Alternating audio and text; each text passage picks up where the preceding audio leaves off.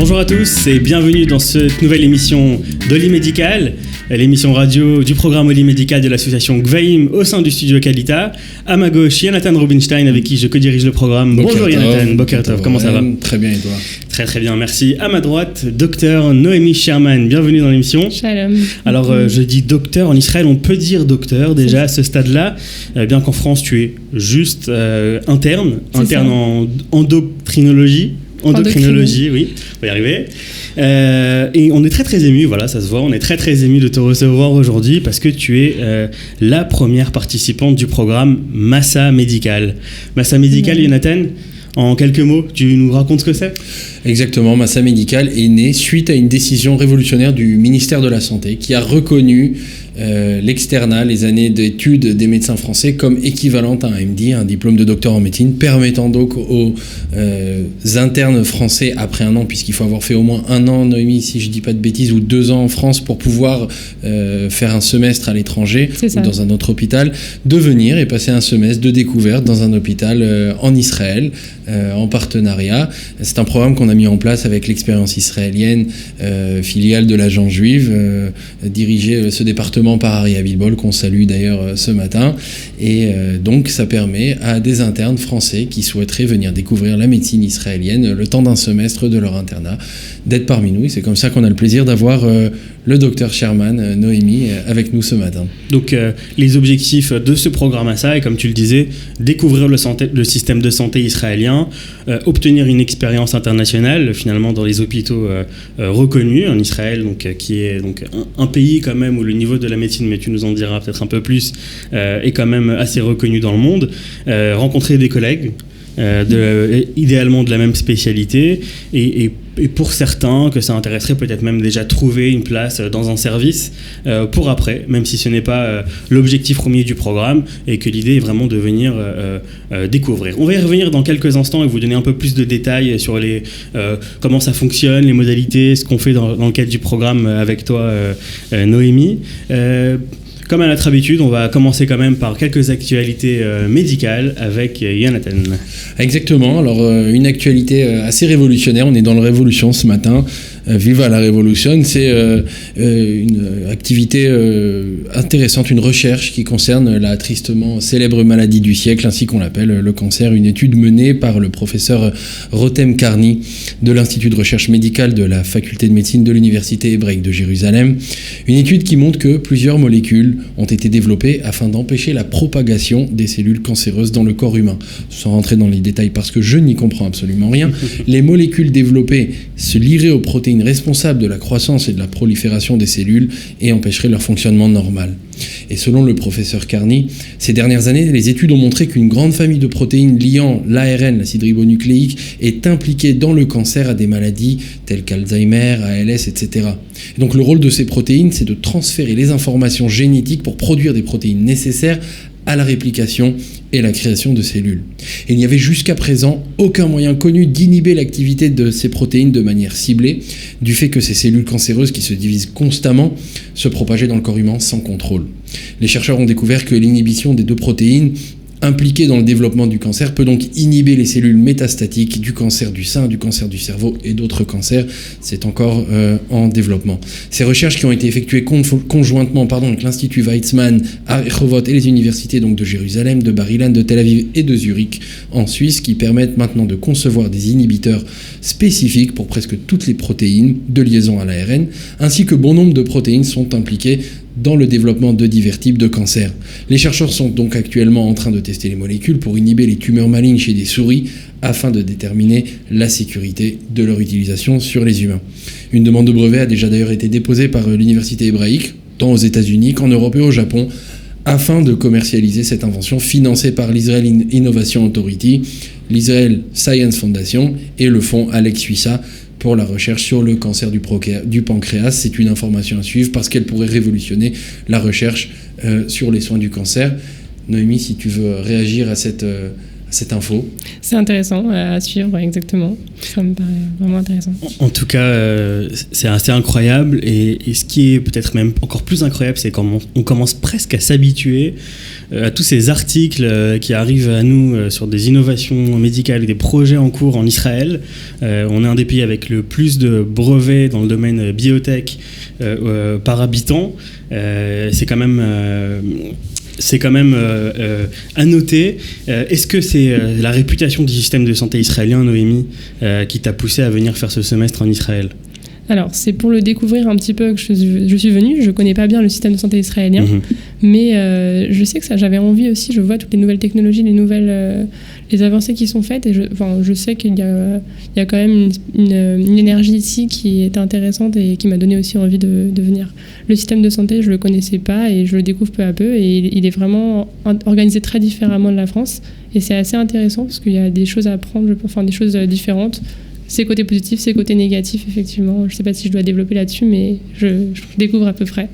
Est-ce que tu peux, avant de développer, peut-être nous définir en quelques phrases ton parcours médical, professionnel en France ? D'accord. Moi, je suis interne en troisième année, moitié de troisième année à Amiens actuellement, en endocrinologie, donc c'est ma spécialisation. J'ai fait mon externat, donc mes études, pendant 6 ans à Paris, à la Pitié-Salpêtrière, c'est Paris 6. Et ensuite, après l'internat, donc, je me suis dirigée vers Amiens. J'ai aussi pu faire de l'échographie et de la gynécologie endocrinienne, donc c'est ce qui m'a beaucoup intéressée et sur le sujet sur lequel je me porte actuellement.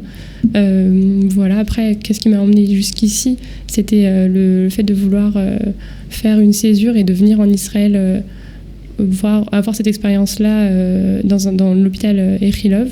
J'ai pu avoir ce contact lors d'un séjour ici, et ça m'a vraiment beaucoup intéressée. Le service m'a beaucoup intéressée, et voilà, grâce à vous aussi, j'ai atterri ici. Donc voilà. Tu as, je pense, écrit à Jonathan un beau jour où tu te dis on verra peut-être si on aura une réponse, et effectivement tu es tombé sur la bonne porte. Amasa Medical, on en parlait un peu en introduction, on vous accompagne justement pour rechercher le service de vos rêves en Israël et vous aider à y passer donc un semestre. Avant d'y revenir, ces dernières semaines, on a quand même pas mal entendu dans les médias en France, et on a eu écho de nombreux faits antisémites dans des facultés, notamment en fac de médecine. Est-ce que c'est un phénomène que tu as rencontré dans le cadre de ton parcours jusqu'à maintenant ? Est-ce qu'on a une tendance, peut-être un climat qui se dégrade ? Est-ce que toi tu peux ressentir ça ? Alors, moi, personnellement, je n'ai pas été confrontée à ça, mais dans tant ma faculté à Paris 6 qu'à Amiens, je trouve qu'il y avait une bonne intégration et une bonne cohésion. Après, c'est vrai que le climat général en France, dans les dernières semaines, derniers mois, on a senti une certaine hostilité. Voilà, il y avait un climat qui n'était pas favorable, mais en tout cas, dans la fac de médecine, proprement parler, non, pas de mon expérience personnelle. Mais effectivement, c'est des sujets importants qu'on voit aux informations. Il ne faut pas prendre ça à la légère. C'est clair, on ne prend pas ça à la légère, on suit, sans non plus dramatiser la situation. On va rester sur le positif. Exactement. Alors, Noémie, tu arrives donc en mai dernier, il y a quelques semaines maintenant. On va en parler de toute cette longue route de reconnaissance, de dossiers, de documents, on va en parler tout à l'heure, mais donc ça fait seulement quelques jours, quelques semaines que tu es à proprement parler médecin à Echilov, parce que tu es médecin à Echilov, tu es médecin reconnu, on en reparlera par l'État d'Israël. Qu'est-ce que tu en retiens de ces de goûter à cette première expérience maintenant? C'est très positif, vraiment.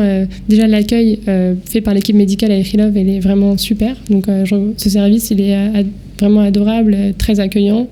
Je commence à voir aussi le côté un peu israélien de la prise en charge médicale, où les gens sont quand même, excusez-moi, plus dans la proximité. Donc, on appelle les patients par leur prénom, on va leur dire « porte-toi bien ». Il y a vraiment quelque chose qui fait qu'on se sent vraiment assez proche des patients très rapidement. Et ça, j'ai vraiment beaucoup apprécié. Après aussi, je suis très, très positif, c'est que l'organisation de mon stage, en fait, c'est que tous les matins, je suis en consultation avec un médecin différent. Et ça, c'est vraiment très intéressant. C'est quelque chose auquel je n'ai pas pu avoir droit pour le moment dans mon internat, parce que j'avais beaucoup fait d'hospitalisation. Et les consultations, c'est quelque chose qui m'intéresse énormément et où je peux voir beaucoup de l'endocrinologie, le sujet qui m'intéresse, en fait, profondément, tous les sujets sont abordés. Ça ressemble beaucoup à ce qu'on voit en France, les pathologies sont assez semblables. Et c'est un service de pointe en fait. Vraiment, on voit qu'ils traitent les pathologies assez rares. Et les médecins sont vraiment, vraiment qualifiés et très intéressants. Voilà. Les médecins avec qui tu tournes le matin, ce sont des internes ou des spécialistes ? Non, c'est des spécialistes. L'après-midi, en fait, on donne des avis dans l'hôpital avec les internes. Et ensuite, quand on a des questions, on peut aller retourner voir les chefs spécialistes pour qu'ils nous aident. Parce que souvent, parfois, ça va être des choses qu'on peut régler nous-mêmes et parfois, ça va être des choses un peu plus compliquées. Moi, je suis toujours accompagnée dans ce stage parce que voilà, la barrière de la langue fait que petit à petit, je m'habitue, mais j'ai pas encore le bagage pour parler toute seule aux patients. Même si je leur parle, je peux pas mener l'interrogatoire de A à Z. Après, il y a un médecin référent qui doit suivre certainement tout ton parcours pendant ce semestre. C'est la chef de service. La chef de service directement. C'est le professeur Greenman, voilà. Que je remercie d'ailleurs. Et donc avec les médecins, j'ai entendu tout à l'heure quand on parlait au téléphone, en même temps tu parlais, je pensais que tu avec un collègue, tu leur parles en hébreu même si... Oui, voilà, c'est ça. C'est ça. Et avec les patients, alors les patients acceptent cette maîtrise de l'hébreu qui n'est pas celle d'un médecin qui serait israélien. Oui, ils vraiment. comprennent. Je trouve qu'ils sont très très accueillants pour les Olim. Ils comprennent vraiment, parce que beaucoup de médecins dans le service, certains sont français, certains sont russes. Il y a des Olim en fait qu'on voit partout. À Ichilov surtout, il y a beaucoup de Français. Et les patients ils sont habitués. C'est aussi un hôpital universitaire, donc ils sont habitués à voir des étudiants. Ils sont vraiment... Oui, il y a un super groupe de Frenchies à Ichilov. On en connaît un c'est le nom du groupe WhatsApp d'ailleurs. Ah, les Frenchies de Ichilov. Donc ils ont même un groupe WhatsApp auquel tu es abonné, il me semble. Ils m'ont mis dessus directement. J'imagine que c'est très pratique. Hyper utile. Donc tous les Frenchies de Ichilov sont dessus. Et en fait, dès qu'on a une question, même pour soi-même, pour sa famille, pour avoir le nom d'un médecin ou pour avoir un numéro de téléphone, avoir un avis assez rapide par un médecin français. Tiens, d'ailleurs, on envoie une partie à l'image, une photo prise par l'hôpital lui-même, les Français de Ichilov, crédit donc Lior Tzur, le photographe officiel de l'hôpital, effectivement. C'était pour un article qui a été sorti sur les Français d'Ichilov, les médecins français d'Ichilov. Bah forcément, ils en sont très très fiers et on peut très bien le comprendre. Et on remercie d'ailleurs tant l'hôpital que les médecins pour l'autorisation d'utiliser cette photo. On est effectivement. Tu constates déjà des différences entre la France et Israël ? Tu as déjà commencé à parler de la relation patient-médecin. Oui. Alors, premièrement, je l'ai constaté au tout début, lors de mon arrivée. Pour ce qui est de l'administration, c'est vraiment très sécurisé ici. En France, on a plus tendance à connaître un médecin et aller directement en stage avec lui. Il nous prend sous sa responsabilité, on va dire. Ici, pour pénétrer dans l'hôpital, il faut déjà fournir énormément de preuves de sécurité. Voilà, on n'a pas... Le secret médical, il est vraiment très, très important ici.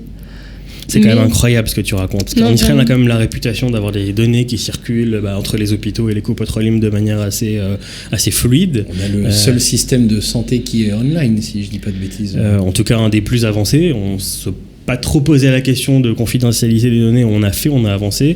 Tu es en train de nous préciser que, en tout cas, d'un point de vue médecin, pour ne serait-ce qu'à accéder à la structure même de l'hôpital et j'imagine après aux données, quand même un contrôle qui est, voilà, c'est ça. C'était, assez efficace. Vraiment long et fastidieux.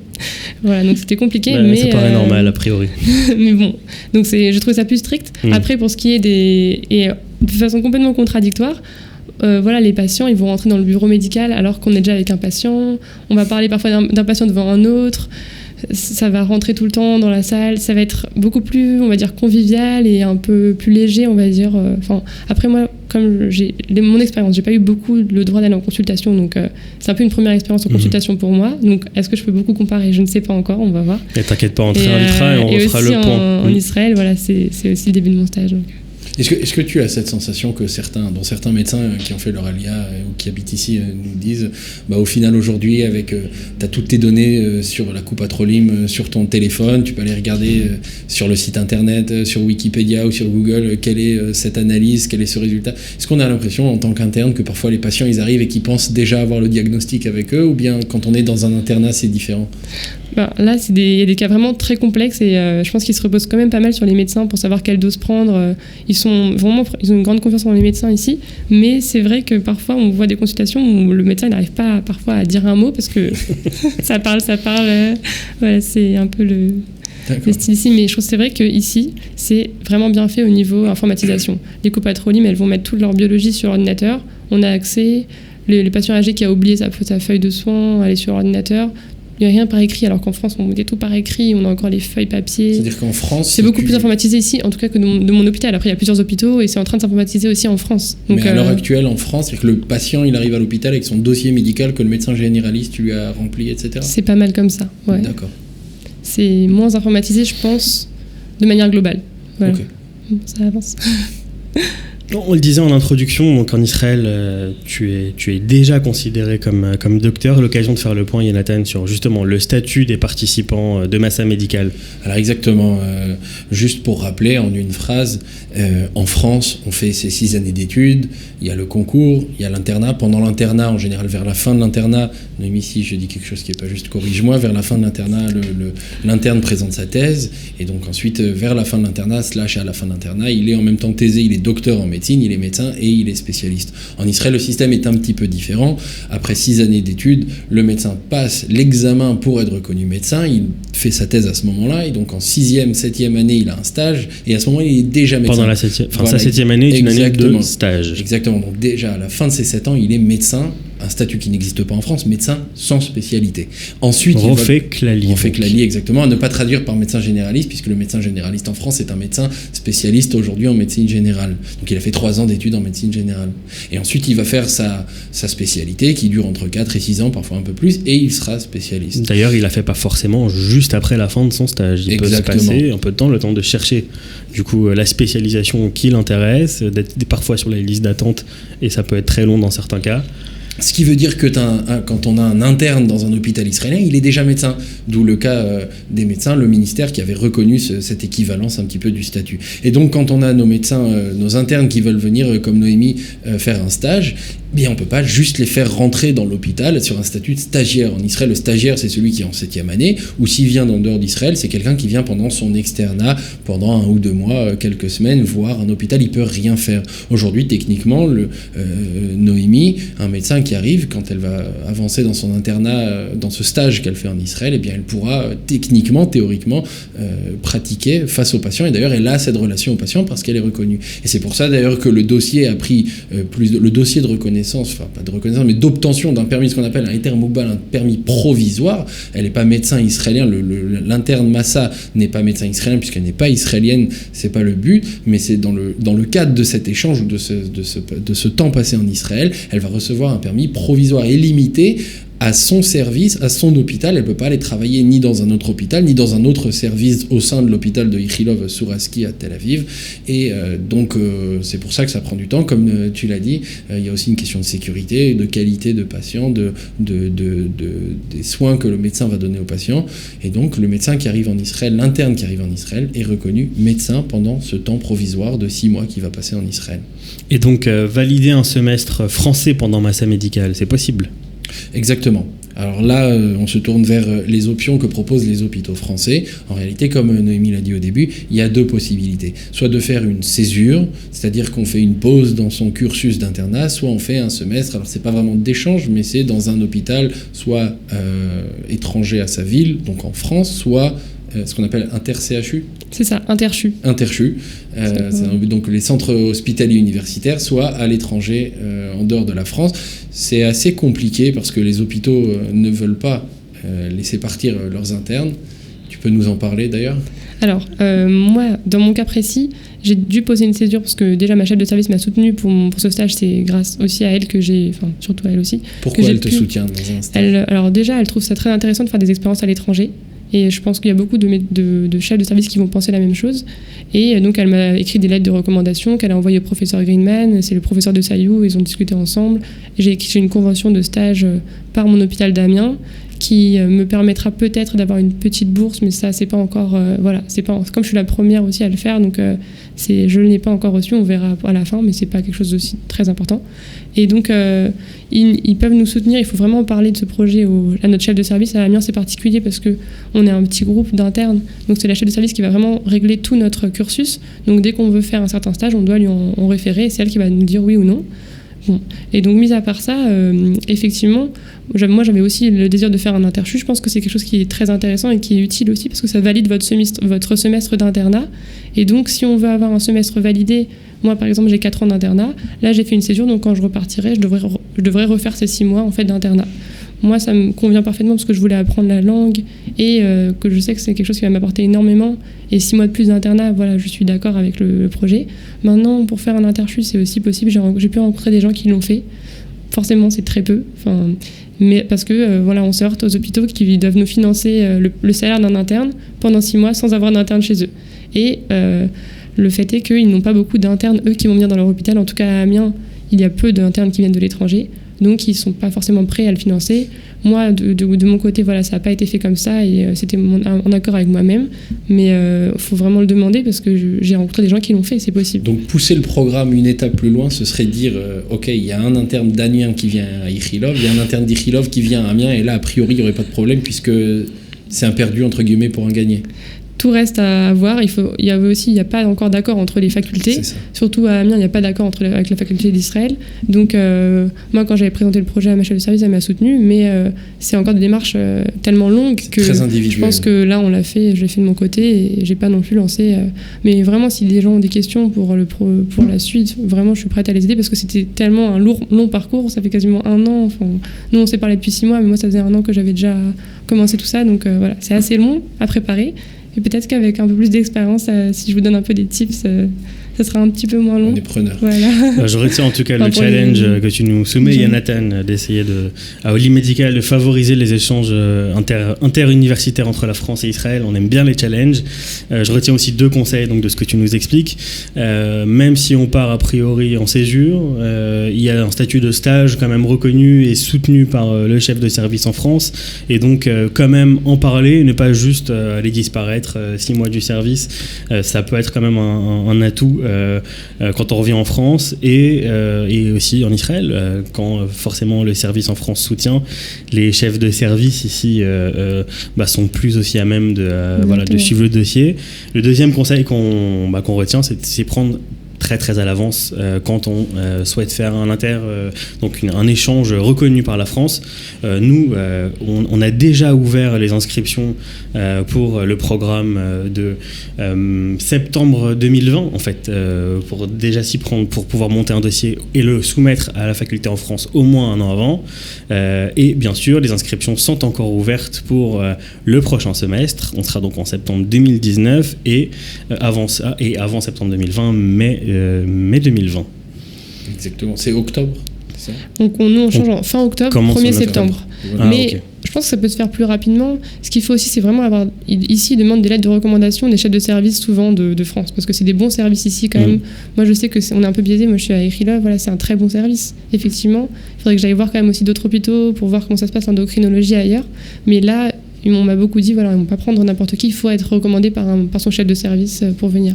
Après, le statut que tu as en France n'a aucune incidence sur ce que tu fais ici pendant le stage auprès du chef de service. Pour eux, c'est complètement... ça ne change rien. Tu es médecin, tu es là pour un semestre complet. Donc, c'est plus une question administrative à régler avec la France dont on ne peut être garant. Mais plus vous venez vers nous tôt avec un projet précis, plus nous, on peut vous accompagner dans ces démarches pour obtenir tous les courriers et toutes les lettres explicatives du chef de service en Israël pour vous aider justement à soumettre ce projet à votre hôpital en France. En attendant, peut-être que tu peux déjà nous donner un petit peu des informations sur les suites de tes péripéties pendant Massa et peut-être plus de conseils concernant des étudiants en médecine qui souhaiteraient se préparer par rapport aux démarches administratives, peut-être des choses à faire en France, mis à part le dossier, on vient d'en parler, s'y prendre à l'avance, des cours à réaliser, des mises à jour à faire, des vaccins peut-être. Oui, alors des petits points. Déjà, je trouve que c'est pas mal de commencer un ulpan, donc commencer à apprendre l'hébreu un petit peu avant. Bon, c'est vraiment dur avec le programme de l'internat, c'est toujours chargé, on est toujours en train de courir après le temps. Donc moi, je sais que j'ai pas pu beaucoup le faire, mais j'étais déjà venue avec un petit bagage en hébreu, je savais que j'allais comprendre un peu. Et en arrivant, en fait, ce qui est bien avec le programme Olim Gvarim, c'est que j'ai été intégrée au groupe Stagiairim, parce que j'étais toute seule dans mon programme. Donc j'ai pu être avec un grand groupe de gens qui font des stages un peu dans toutes les autres dans plein de profils différents, plein de choses différentes. Et ça, c'était vraiment utile parce que déjà, j'ai rencontré des gens directement qui faisaient la même chose que moi sur place. Et j'ai été intégrée à un Ulpan 2 fois par semaine. Donc ça permet vraiment déjà d'aider. Et puis ça donne une motivation. Après, on peut aussi travailler de notre côté. J'ai aussi mon mentor Aviel que je remercie et Jessie Aouzerat que je remercie. Qui m'ont donné des listes de vocabulaire à apprendre. Voilà, il vaut mieux arriver quand même en ayant l'air un peu de connaître des petites choses, mais on peut aussi ne rien connaître, ils sont vraiment gentils. Après, donc c'est la première chose pour l'Ulpan. La deuxième chose, c'est pour les papiers administratifs. Voilà, moi je pense que je vais essayer de faire une liste des choses qu'ils m'ont demandé, parce que moi malheureusement on m'a demandé des choses avant de venir, je suis venue avec tout et en arrivant on m'a demandé encore d'autres choses et chaque chose a pris du temps à obtenir en fait. Effectivement, Ichilov, comme tu l'as dit, c'est un hôpital qui est à la pointe et qui donc va selon des standards internationaux et donc ils ont demandé, tout d'un coup on a découvert une liste de documents en plus, voilà, une nouvelle liste de documents et c'est un document qu'on va rédiger ensemble maintenant pour pouvoir le diffuser aux futurs internes. Donc en France on peut faire une césure et partir à partir de quand? Alors, j'ai un doute parce que moi je l'ai fait après ma 2e année, je ne sais pas si c'est après la première ou la 2e année, je pense qu'après la première... à revérifier. En tout cas, c'est sûr, il faut au moins 1 an d'internat en France avant de pouvoir partir. C'est pareil pour prendre un semestre off. Toute césure, c'est minimum 1 an et 2 ans, je sais pas. De toute façon, vous n'aurez pas de licence d'exercer en Israël en tant que touriste tant que vous n'avez pas fait au moins un internat en France. Pour le reste, renseignez-vous auprès de votre faculté sur ses conditions propres pour ce type d'échange. Je reviens sur l'Ulpan et effectivement, on ne peut que vous encourager à vous mettre à l'hébreu. Et il y a différentes solutions qui existent en France pour étudier déjà même l'hébreu médical. On pense à l'Ulpan La Vie, on pense au centre communautaire à Paris qui a aussi mis en place donc l'ECUJ, un Ulpan en ligne. N'hésitez pas à vous rapprocher de ces organisations pour gagner déjà un petit niveau. Ça permet quand même de faciliter les choses en arrivant, même si alors on a eu des échos de certains staffs qui sont passés en anglais justement parce qu'on avait des étudiants étrangers qui arrivaient, donc les hôpitaux israéliens sont assez compréhensifs, mais quand même ça peut faire la différence. Ils ont un droit d'accepter ou pas les dossiers qu'on leur soumet, donc mettez un maximum d'atouts de votre côté. On le rappelle, et tu as parlé d'Ulpan et dans le cadre effectivement du programme de la Chavaya israélite avec qui donc nous sommes partenaires sur ce programme Massa Médical et qui te permettent en plus de toute la partie donc professionnelle médicale de t'apporter tout un contenu justement sur Israël et de rapprocher donc d'autres étudiants ou jeunes diplômés qui sont en ce moment en stage en Israël. C'est ça, voilà. En tout cas, Noémie, on viendra te voir à Ichilov dans ton service. Puisque tu fais partie de ce service aujourd'hui, du moins pour l'instant, pour les prochains mois. Et puis on sera très heureux de te réinterviewer ici avant ton départ en France pour continuer ton cursus d'internat en France, pour voir quelle a été... donc là, on est en début de programme, on verra à la fin de programme quelle a été ton expérience, avec quoi tu en ressors et qu'est-ce que tu ramènes avec toi dans ton service à Amiens. Avec plaisir. C'est vrai que je pense que je verrai peut-être des choses totalement différentes. Voilà, c'est le début le milieu d'une aventure, on verra à la fin. Voilà, le rendez-vous est pris. Merci beaucoup Noémie. Merci. Peut-être juste 2 dates à rappeler, Jonathan, avant de rendre l'antenne. Exactement, le premier c'est un webinar avec une pédiatre de la Maccabi le 18 juillet, dimanche. Vous pouvez encore vous inscrire, il reste des places. Donc le docteur Boukobza qui est jeune pédiatre, Ola Hadasha à la Maccabi. La deuxième date c'est en août. Un événement sur Ashdod pour les médecins touristes ou médecins nouvellement arrivés, nouveau Olim, également avec la Maccabi. C'est un été sous le signe de la Maccabi, mais il y a d'autres surprises qui arrivent. Donc restez avec nous. Donc voilà, si vous êtes de passage en Israël cet été, donc en août, n'hésitez pas à vous inscrire à cet événement pour venir entendre comment se passe la médecine en Israël dans les Coupot Olim, quels sont leurs besoins, quelles sont les différentes options. Juste une correction, le webinaire c'est le dimanche 28 juillet et la journée Maccabi c'est le 18 août. Voilà, exactement bien. Donc n'hésitez pas à nous envoyer un mail pour vous inscrire à ces événements ou pour toute demande d'information sur Massa Médical dont on vient de vous parler. Notre mail olimmédical@gvaim.org.il, olimmédical @gvaim.org.il. Voilà, il ne nous reste plus qu'à vous remercier. Merci à Studio Kalita, Sarah à la technique, et merci à la Fondation Adélis qui nous permet donc d'être là aujourd'hui. Merci Noémie. À très bientôt. Merci, à bientôt. Be'atzlacha. Et bien, Merci Jonathan. Toda. Au revoir.